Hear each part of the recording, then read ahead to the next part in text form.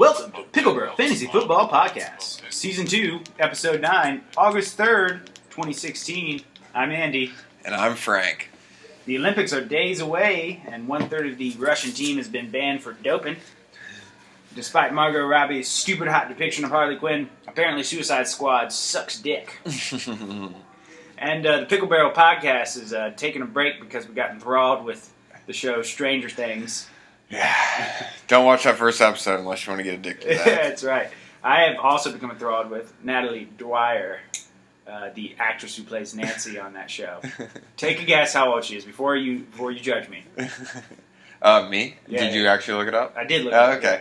If I had to guess, I would say, she plays a 16-year-old, but I think she's 21, 22? She's 20. Okay. So, not creepy at all. Yeah, not creepy. Not in a world where, people, obsess over Selena Gomez at 16, Britney Spears and stuff like that. So anyway, not to harp on my creepiness. Shout out to Johnny Motz there for Johnny Motz. creeping on the young ladies, but no, she's very cute. But the entire show is actually extremely good, so I highly recommend it. It is. But today what we got planned for you guys is wide receivers, our top 40. Top 40, the big boys this year. This is really the position that everybody, it seems like, is focused in on. Yeah, it does seem that way, and it's for an obvious reason, and that's because they did so damn well last year. In addition to that, they also tend to not get injured nearly as much. This is true. Or lose their ascendance to the new rookie coming up. It seems like with running backs, you have like this dual threat that either they're going to get hurt or they're going to lose their job to some younger, fresher legs. And that just doesn't seem to happen as often in either of those departments for a wide receiver. It doesn't. And with the fact that, the NFL throws the ball more and more every year, pretty much. This is the way it's headed. Yeah, exactly. So especially if you're in a half PPR or full PPR for sure, it seems like those top 5 picks should be wide receivers right off the board. Fuck yeah, absolutely. In fact, in all my rankings, standard or PPR, I've pretty much got top 5 players as wide receivers. Just because I'm too worried about, Todd Gurley snapping an ACL or David Johnson losing his, touches to the older guys or something like that happening. I was looking at Evan Silva's top 150. He put it out earlier this week. And this is standard. His first 6 players are receivers. Yeah. It was not even a running back. It's not just us who are doing this. It's the entire fantasy community. And Le'Veon Bell did get suspended, so who knows where he would have been. But, Yeah, and AP isn't the back he used to be, and Jamal Charles has 2 torn ACLs in his career, and this and that, and Todd Gurley doesn't have anybody around him. And so there's a number of factors. It's not just that wide receivers are better. It's this particular year has pretty much been the year of the wide receiver as far as preseason hype, though. Yeah. I really kind of hope in some weird way. Well, I hope there's a good resurgence this next year in the running back position to balance this fucking shit out. I hope so, too. Well, let's go through our first 3 because our first 3 are exactly the same. Antonio Brown, Odell Beckham, and Julio Jones. Yeah. Not really too much to discuss there, is there? No, not really. They're all pretty solid dudes. You worry about Julio Jones as far as injury, which is why he's behind the other 2, but he was incredible last year, so you got to have him there. Yeah. Where me and you disagree on is whether DeAndre Hopkins or AJ Green should be number 4. We do. Yeah. I originally had Hopkins at 4, but, I just love AJ Green with the amount of targets I believe he's going to get this next year. So Mohamed Sanu's gone. Marvin Jones is gone. Yeah. So, who else is there to throw to other than Eifert? There's they got a rookie, Tyler Boyd. But other than that, and Eifert's hurt. Eifert probably won't play the first 4 weeks of the season. He's still in a fucking boot cast right now. Yeah, exactly. So, it looks like right now it's AJ's Green show. I'll tell you why I have him lower. Is just because, based off their stats last year, DeAndre Hopkins caught for 220 more yards and caught 2 more touchdowns. So, and he had no one throwing to him. And now I think with Osweiler coming, I find it hard to see how DeAndre Hopkins is going to take too much of a dive, other than maybe the run game taking away some of his touches. Yeah, I think DeAndre Hopkins is probably going to do about what he did last year. He could drop a little bit either way, maybe a little bit better, but I don't think there's a huge amount of upside beyond that, to be honest, just because of, I still don't think Brock Osweiler is the greatest quarterback, but I mean, they'll improve, and he might, and like you said, because they improve, he might lose a little too as well. So you never know. But I just think AJ Green, it's going to be impossible for him to not get 160 targets. Yeah, I mean, that's true. It's going to be retarded. He only got like 120 something last year. So 40, maybe even 50 more targets this year. What does he do with that? That's another. So 3 or 4 touchdowns. What I'm curious about is why other rankings. I've looked at some other rankings. Some of them have him as low as like 13, 14. Behind all these running backs and stuff. I don't really get that. So a lot of people think that those people think he's going to get double covered because there's no one good catching the ball. Right. Well, I mean, and it's not like he didn't already get double covered, but they think the defense will he'll be the only threat, so they'll only key in on him. But I still think he's a great receiver, and Andy Dalton's starting to prove that he's not a complete shitbag. I mean, and I never buy the double coverage thing when you have an elite receiver, because you know what, DeAndre Hopkins is going to get double covered. Exactly. Julio Jones is going to get double covered. Antonio Brown and Odell Exactly. Beckham. They're all going to get double covered. So you're right. The elites break free. Yeah, exactly. And he's one of those guys that is one of the best at separation. He is. So I mean, I've got them number 4, number 5. You got them 5 and 4. I mean, there's really not too much difference. Either one of those that falls to me at 5, I'm pretty happy about. Yeah, absolutely. All right, so let's move it down. 6, I've got Alshon Jeffrey, Dez Bryant, followed by Jordy Nelson, Mike Evans. You pretty much got the same thing right there. Pretty much. I got Dez at 6, Alshon at 7. I could completely understand having Alshon above Dez. Mike Evans and Amari Cooper are my next 4. Yeah. And so where we do have some different agreements is where do you have Bradin Cooks? I have Bradin Cooks all the way at 12. Yeah, and I have Kenean Allen at 10 and Bradin Cooks at 18, and you have Kenean Allen where? At 15. So there's another spot where we kind of disagree. It is. So tell me why I'm full of shit with having Bradin Cooks at 18. Well, I like Cooks because I've hit on this a number of times, but it's his 3rd year in an offense. Drew Brees is his quarterback. Drew Brees still only knows how to throw the fuck out of the ball. I think with some of the other receivers, you got Willy Snead in his 2nd year. This Mike Thomas kid out there, Ingram's starting to really step it up. I think you're going to see a lot of opportunities for Cooks because there are a lot of other playmakers, and he's not the only guy that has to be keyed in on. And combined with Drew Brees' high passing ratio, I think he's just going to get a lot of targets. I mean, that's pretty much what it is. And the thing with Kenean Allen is, I mean, the last 2 years he's gotten hurt. Yeah, so I think he's a little bit fragile, and I'm worried about that. But if he stays healthy, you're right. I mean, he's going to be a target monster as well. With Phillip Rivers, another great old vet throwing the ball. Well, the only reason I even have Kenean Allen so far down, he's number 10 wide receiver on my list. Yeah, it's pretty high. It's just because he gets hurt. Like, I would put him above Mike Evans, Jordy Nelson. I'd even put him above Dez Bryant if he wasn't have the injury history. Last year, he scored 17 points per game. He played 8 games, but he scored 17 points per game. The year before that, his numbers were similar. And I just love what he's done with the touches he's gotten. Obviously, the concern is that he gets injured. Yeah. And I guess my problem with Bradin Cooks, on the opposite side, is that the Saints just love to spread the ball around so much. They do. It's like the only guy who I can remember really being a dominant force in fantasy other than Brees himself or running back was Jimmy Graham. And he kind of filled in that tight end role. And I don't know, Marquise Colston and a few of those other wide receivers they used to have, none of them just stood out to me as like, guy you got to have. I mean, I can understand that. There's a lot of truth to that. I mean, there have been years when Colston, I think 2011, he was a great pick, great guy to have, and probably a little bit before that. But, I mean, I understand that. I completely get it. But, yeah, I mean, Bradin Cooks started to put it together towards the end of the year. The beginning of the year was rough for him. He was not that great. But the second half of the season was a lot better for him. And, I mean, I think that trend's going to continue. So, I mean, that's pretty much where it is for me. But yeah. No, I agree. So let's move down your list, Frank, from, let's call it 11 down to 20. Yeah. I got Brandon Marshall at 11, like we just said. Cooks at 12. T.Y. Hilton at 13. Very high on T.Y. Then I got Allen Robinson at 14. A little lower. 15, Kenean Allen. Kelvin Benjamin at 16. I think I'm a little higher on him than you are. Yeah, I've got him at 21. And then Demaryius Thomas at 17 and Sammy Watkins at 18. Gotcha. Yeah, so, I mean, a very similar list to mine.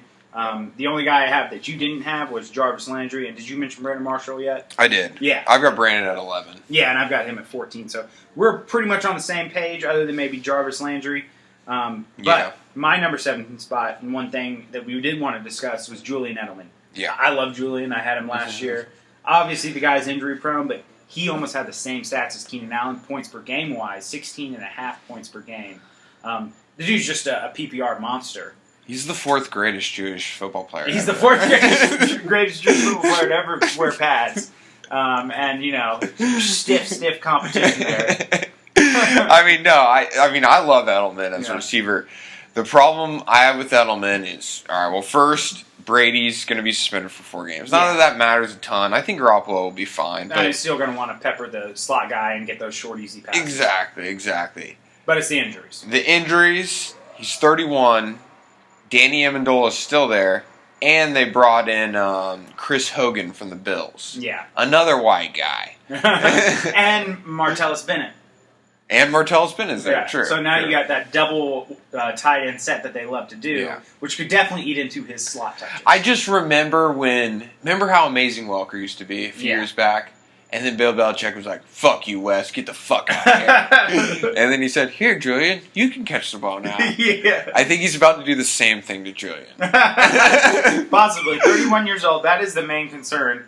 I look at him and, I don't know, I have a tough time putting the Jeremy Maclins and Kelvin Benjamins ahead of the world ahead of him. I guess I also hate Jeremy Maclin. So. Yeah. You had him last year. Yeah, I fucking hate you. Thank God Jamal Charles got hurt last year. There's an interesting point, is why Kelvin Benjamin where you have him? I mean, one, because of his rookie season was pretty damn good. I know he dropped a lot of balls, but 2, because I think the Panthers are going to be a high-powered offense, and I think he is going to be that dominant receiver on that team. Yeah, because you look last year with Ted Ginn and Devin Funchess. I made all those guys stars. Yeah, fucking Philly Brown. Ted Ginn Jr. Who the fuck are these receivers? Ted Ginn Jr. I mean, nobody knew who these people were. Yeah. And they were serviceable. They were very serviceable. Often. Ted Ginn Jr. was the number 26 wide receiver last year. God damn it. No one would have predicted that. But no, I like Kelvin Benjamin. I've got him number 21. But we'll go through my 19 through 25 here real quick. Okay. All right, my 19 is T.Y. Number 20, Randell Cobb. We'll get back to him. Yep. 21 is Kelvin Benjamin. 22, Jeremy Maclin. 23, Jordan Matthews, a guy we're both high on. Yep. 24, Golden Tate. 25, Eric Decker.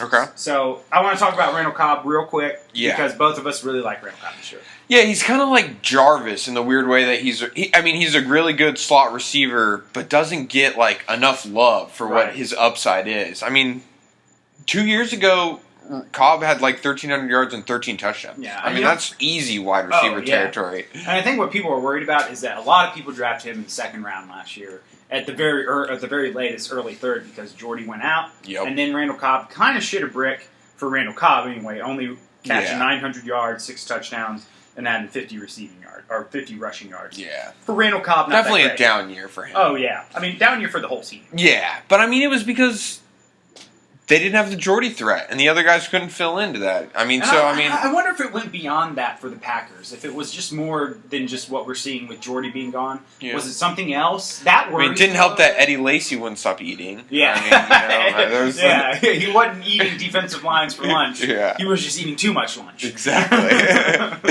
I think it's weird because they still made the fucking playoffs. Yeah, and still went kind of deep. Exactly. I mean, but they didn't have the statistical year that we're used to. They did not. They did not. So I mean, I don't know. Jordy getting hurt. Here's the thing: is I could easily see Randell Cobb moving above the Sammy Watkins and the Brandon Marshalls of the world, the Allen Robinsons of the world, and having that 13 touchdown season again. Yeah, I mean, if what happens in 2014 happens again, he should be probably top 12. Yeah. I mean, who knows? I don't know. I'm high on him, but I'm also cautious. Maybe because I'm buying in too much to the fantasy groupthink, and everybody says, oh, look what he did last year. He was a wide receiver 3 flex type option. I think he's going to be your high-end wide receiver 2, low, not low in 1, but high-end wide receiver 2 to mid-range wide receiver 2. Yeah, I mean, he's a guy that will score you 20 points regularly. He'll probably have few 10 or 12 pointers, but I don't see very many below 8. No, exactly, because he's, especially in a half PPR format like us, he's going to get about six catches. Half PPR, yeah. 6 catches bare minimum. I mean, that's a floor for him. All right, so talk to me about Jeremy Maclin. Why do you hate him, and where do you have him? I have Maclin at 26. I hate him because of the Chiefs' offense. It's pretty much an exclusively run-dominated offense. It used to be dominated passing-wise by the tight end. Yeah. It used to be. But, I mean, listen, I had Maclin at the beginning of last year before Jamal Charles went down, and he didn't get very many touches. I mean, he didn't score a touchdown until, I think, week 4 or 5. And, yeah, he had some garbage time games and put up some points. But, honestly, if you watch the games, I mean, he's a good receiver, but there wasn't a lot of volume. And if Charles stays healthy, I mean, pretty much if you like Jeremy Maclin, pray Jamal Charles hurts his leg again, because I mean he's not going to be that great if Jamal Charles stays in. So that's how you worry that Alex Smith can't throw the deep ball for shit, and Jeremy that's Maclin a fact. Is a great deep threat. Like, that's one of the things that made him so awesome in Philadelphia. This guy could sprint down the field and have Nick Foles air it out to him, or Michael Vick air it out to him. But he just really can't do that. He almost has to run these awkward sort of like slant routes and hope that he gets the ball and finds open space to beat people. Exactly. Yeah. I mean, it's just like the situation doesn't match up with his talents. Because if he was on Green Bay, oh my God, he would be a top 5 receiver. Like, forget top 10, he'd be a top 5 receiver. Yeah, the Packers should trade. The Packers should trade Jordy Nelson for Maclin. He's younger. All right, Frank, take us through your 26 through 33 guys. Okay, 26. Like I said, I got Maclin. 27, Michael Floyd, the first of the triplets in Arizona. Desean Jackson at 28. Josh Gordon at 29. John Brown at 30. Where'd you want me to stop? 33. 33. Emmauel Sanders at 31. 32, Allen Hurns. And 33, DeVante Parker. Yeah, so ours are remarkably similar. Yeah. My 26 number guy is John Brown. My 28 is Michael Floyd. And Doug Baldwin's in there, Desean Jackson, Josh Gordon, and E-Man, all the same. All the same, almost pretty much the same spots. Pretty close. So let's talk about this, though. Why Michael Floyd above John Brown, and then I'll tell you why John Brown above Michael Floyd. Okay. They're right there. I mean, it's not much difference. Well, the difference, I guess, would just be in the style of play. I think Michael Floyd represents the what Larry Fitz used to be. I think he's taken that job from him, basically. And you know, I guess I can see John Brown's going to get more catches probably because of the being in the slot. But I think I like Michael Floyd for the touchdowns more. So I mean, I think there's a good chance he could get 8 to 10 touchdowns and be very, very good in that sense. Yeah, so. I mean, and they all did extremely well last year. Fitz, Floyd, and Brown. And we've talked about this before. We're one of those rare trifectas where you can play every single guy. Yeah, pretty much. I mean, they were all basically Fitz was the number 1 receiver. And John Brown and Michael Floyd were both number 2s. Oh yeah, John Brown last year had 1,000 receiving yards for 7 touchdowns. And I just see with Fitz losing speed, losing ground, and just aging, I don't think he has as big of a year. And last year Fitz had 1,250 yards for 9 touchdowns. I kind of look at that as maybe Brown's potential this year. Yeah. And Michael Floyd's right up there with him. I just think that John Brown is just a little bit more of a special talent and getting, like you said, more catches and maybe being able to break free a few more times just because there's so much coverage on Michael Floyd and Larry Fitz deep. I can understand that. Yeah. I mean, I can definitely hear the argument. I do have a lot of, with those 3, I'm very anxious. I'm worried Carson Palmer is going to get hurt again. I almost don't really want to draft any of them just because of that, and the fact that there's 3 of them. It's like, fuck, which one am I picking from? Yeah. Well, and I feel like of the 3, John Brown's the safest because he's the youngest. He's probably the most durable. Fitz to me is the riskiest because he's going higher than the rest of them. I think Floyd's only like a year older though, right? I mean, they're basically the same age. They're really similar guys, period. So I don't think there's too much difference between them, and that's why I've got them 26 and 28. Yeah. So and you've got him like 20.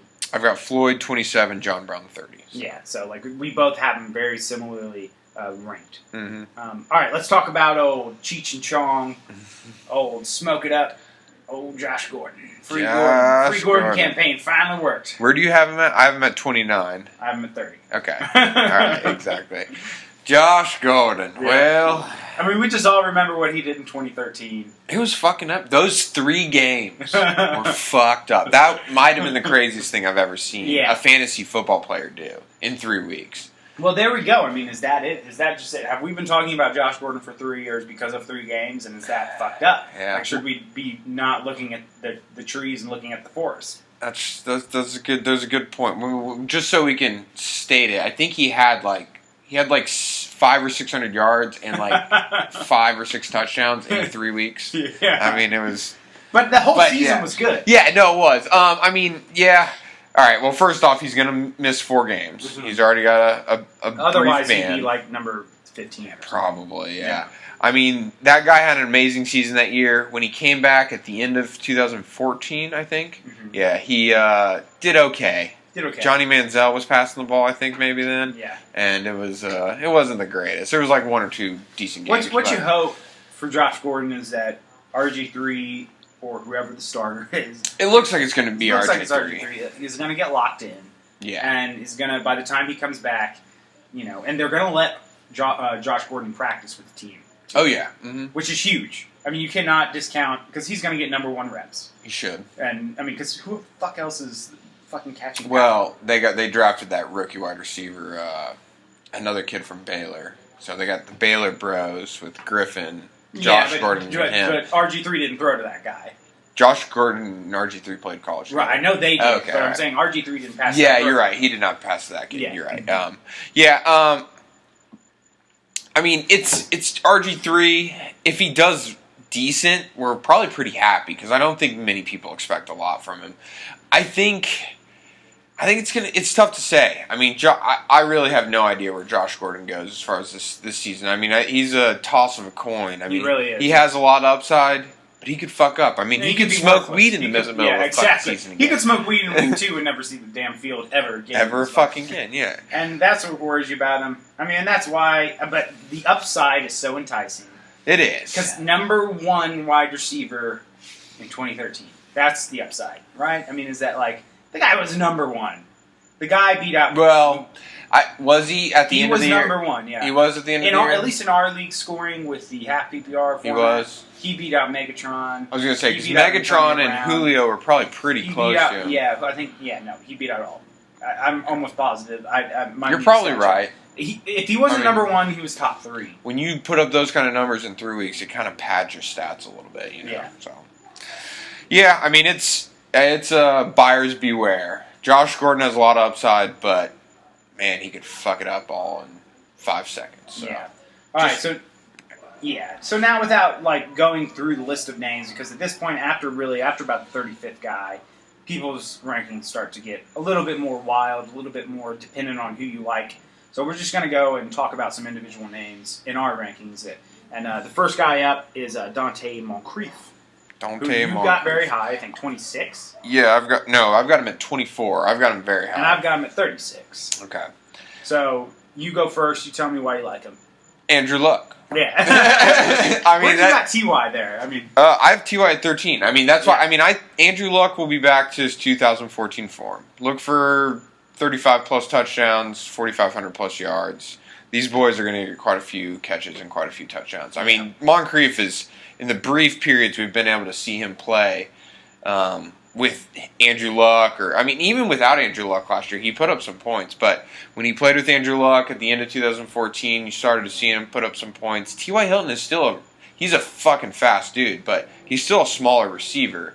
And Moncrief represents maybe more of a red zone threat. Yeah. I think Dwayne Allen is going to get a lot of red zone targets. Me too. I mean, I really like Dwayne Allen for that reason. Oh, yeah. I guess I've got Donte Moncrief down there just because, I don't know. I mean, I almost feel like he has improved. Last year, he actually only had 733 yards for 6 catches. Granted. Matt Hasselbeck was throwing the ball. Yeah, Matt Hasselbeck was throwing the ball, but those numbers just aren't particularly eye-popping to me. Like, if we're talking about him having 1,000 yards and... Well, I think before, I'd have to go look at the specific games, but before Luck actually went down, He was doing way better. He was doing a lot better, yeah. But I don't know. I just wasn't impressed with his resume last year. I agree with you. I'm very high on Andrew Luck and the entire Colts team.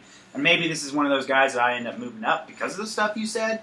But I don't know. I'm just when it comes to looking at him compared to like Tyler Lockett and Emmauel Sanders and Desean Jackson, I don't know. I just feel like he's a similar type guy to those guys. Not quite up with the Golden Tates and Jordan Matthews of the world. I get that, but I would say, Aaron Rodgers' number 2 is Randell Cobb. Yeah. I think Andrew Luck's number 2 should probably be Donte respected. Moncrief. Yeah, true. I think he's the number 2. He is the number 2. So he hasn't really proven it. We haven't seen the actual year long of numbers, but for sure. I think next year he's probably going to go in the. I don't know. You might have convinced me to move him up above Larry Fitz and Tyler Lockett and stuff, but yeah. I'm a little cautious with him just because I haven't seen anything from him yet. Stay cautious. Yes. Stay cautious. I'm gonna play the AJ card and he's like, "What has he done? What has he done?" Excuse me, Tony B. Haven't seen it. Oh gosh. All right. Let's talk about. Well, let's talk. I wanted to bring in one guy, Tyler Lockett, that we're both really high. Okay. Yeah. I've got him at number 32, and you've got him at. I've got Lockett at 35. So we're really similar Very there. close. I really like the guy. I have Lockett above Doug Baldwin. Yeah, see, I've got Baldwin at 27, a little bit higher than you, but so you must have Baldwin at like. I have him at 36. Yeah, so you really said fuck you, Baldwin. I don't like Doug. I don't like Doug Baldwin either. He was part of my overrated players, but I really like Tyler Lockett. I think he might take over that spot this year. He's younger. I think it's pretty impressive what the fuck he did in that offense as a rookie. If your league allows for special teams points, there's a bonus on top of that.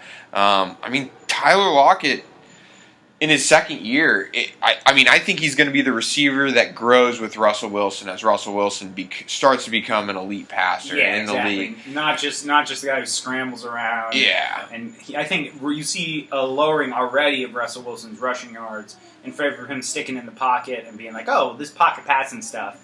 This tends to pay dividends, and if I need to scramble out like Aaron Rodgers, that's good, and I have the ability to run better, but I don't necessarily need to use it. Yeah. And by the way, there's Tyler Lockett. Yeah, exactly. Lockett, I think, is the better receiver. He's the younger receiver. Baldwin will still do good, but Lockett is the guy of the future. I think that Tyler Lockett is a naturally better talent. And not only that, I think he meshes well with the style of Russell Wilson, because if you looked at a lot of those scrambles... Oh, yeah. Like where Russell Wilson had to run around the pocket and like dodge the guy, did his little double like turn and stuff. He Doug Baldwin might be streaking down the field while Tyler Lockett's like coming up through the slot. And, running back and forth with his hands up. And, they talked about that a lot last year. I think I heard this specifically with Jimmy Graham that he didn't understand how to play that style of football where like when shit breaks down, just run around and try and not have a person in front of you and hold your hands up, and Russell Wilson will fucking air it out to you. But Lockett, instinctively as a rookie, understood that and was able to do that and got a lot of points. We're back in college ball. Throw me the ball.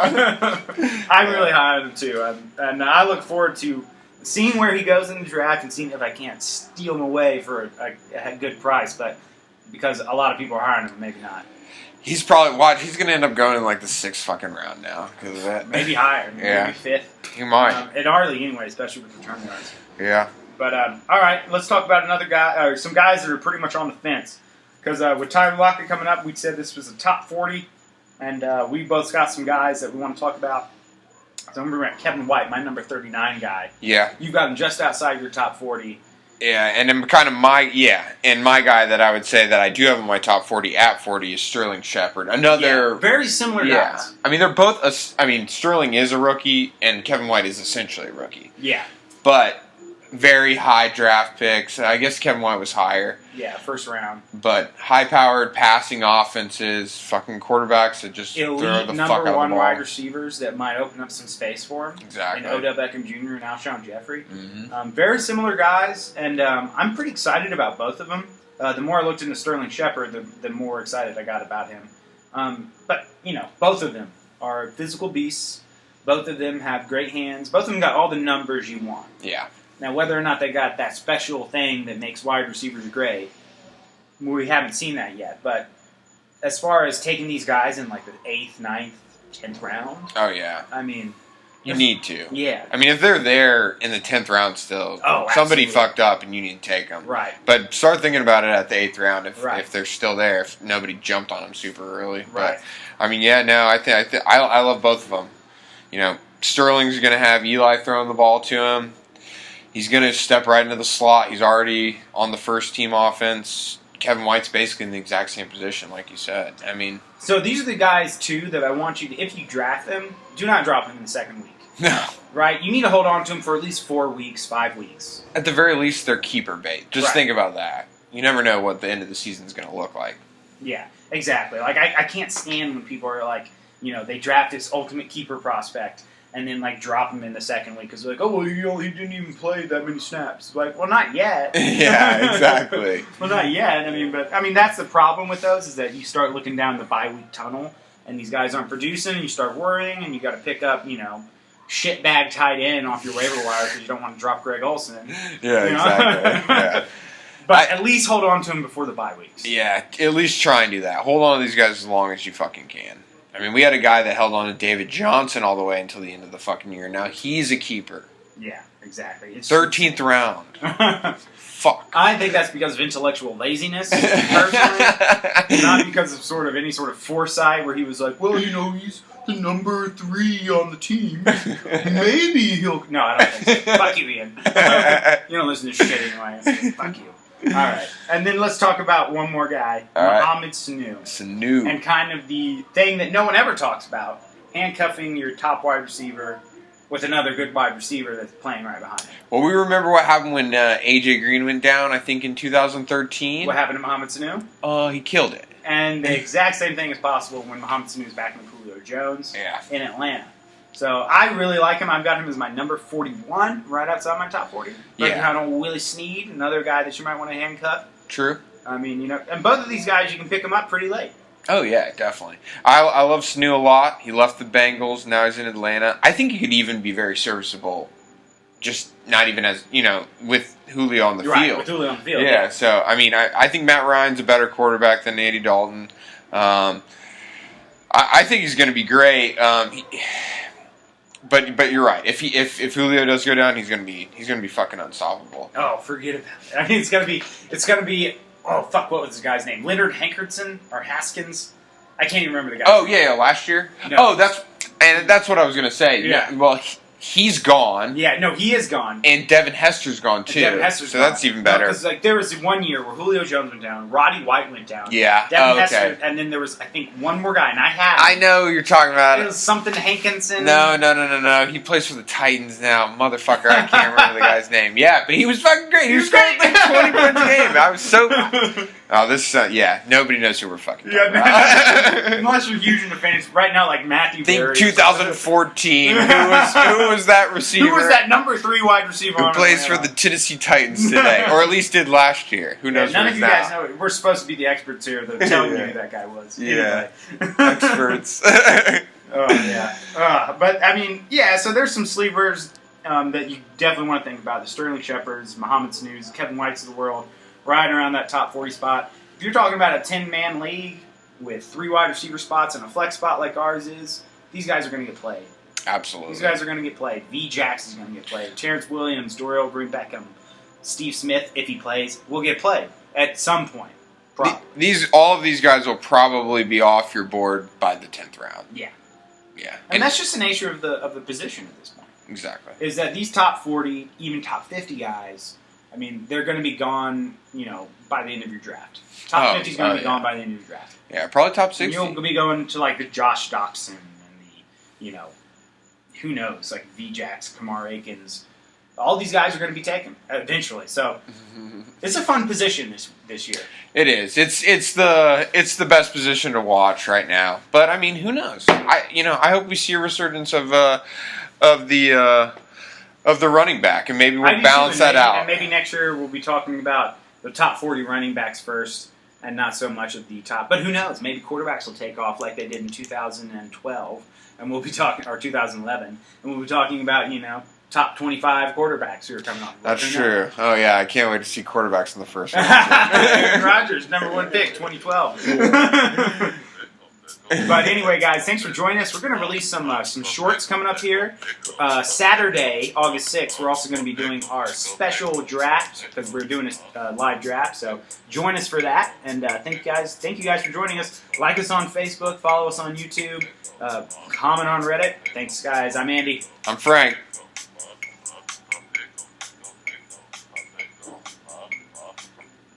Okay. I think that was pretty